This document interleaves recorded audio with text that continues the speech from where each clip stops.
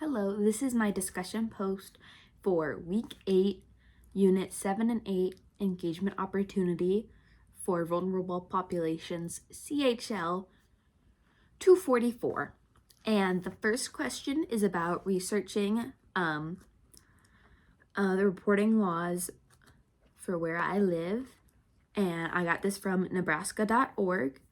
Nebraska state law requires that any person who believes a child has been or is being abused or neglected make a report.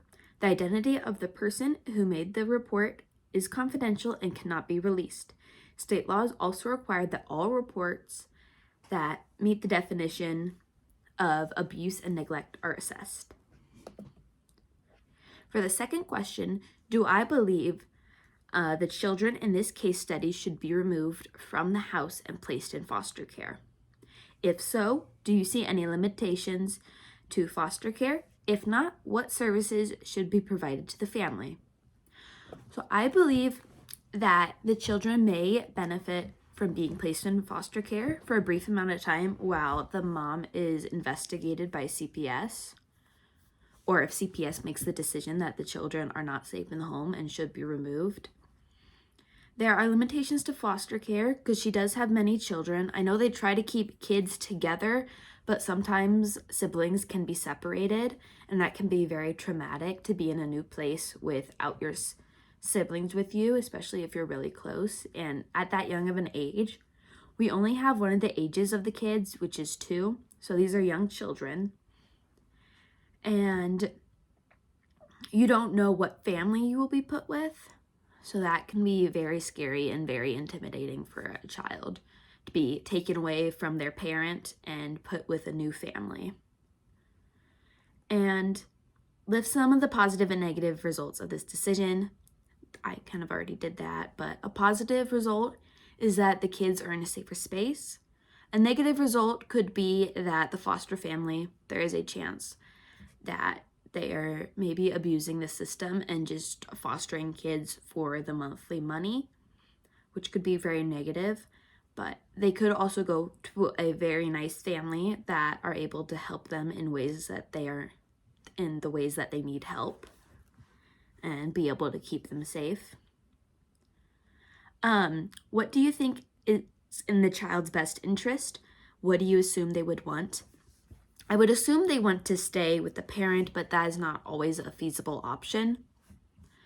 Especially, we would need to investigate the parent more. Maybe they have started abusing again, and that's why the child was able to access the hot stove. And also, if the parent is currently unemployed, so we don't know what kind of support they have, if they're receiving benefits from the government, if they're on the SNAP program or anything like that. But I would also be concerned that the children aren't being fed and don't have access to the things that they need, like hygiene supplies and maybe diapers or other supplies like that for the younger kids. And I feel like these things are usually different. I feel like a lot of kids want to stay with their families, but some don't. It's all depending on the situation and the dynamic of the family. Some resources that I found, one was from Recovery Centers of America, and there was a thing on the page that is Employment Guide for Recovering Addicts and Alcoholics, and it gives a bunch of tips on how to become employed again after not being employed, and helping you with resources and different coping mechanisms so you can help yourself find a job.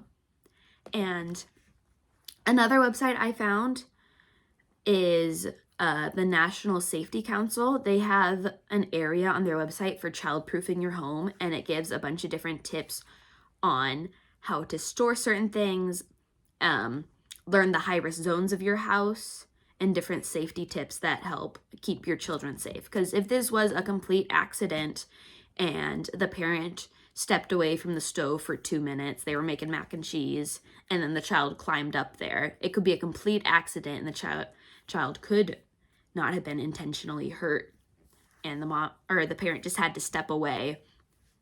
it would be a good guide to help you keep a safer home. And then for my genogram, I did this.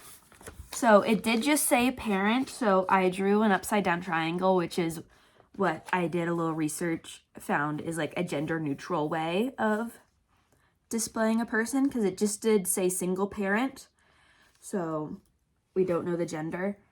And then I drew this line here with the question mark, because we don't know who the other parent is. And obviously I drew this line with 2 tick marks in it to show that they are separated and no longer together. And then I colored in half of this to symbolize that the parent struggled or struggles with substance abuse. And then I drew 4 kids down here. I just did boy, girl, or boy, girl, boy, girl. And we only know one of the children's age, which is 2. And I'm assuming they're the youngest kid, but I don't know. But there it is. I wrote the age. We don't know the age of the parent or the age of the other kids. And we don't know about this other person. And we don't know about any outside support that they have. So it was short. It was simple. But here it is. All right. Thank you guys for listening.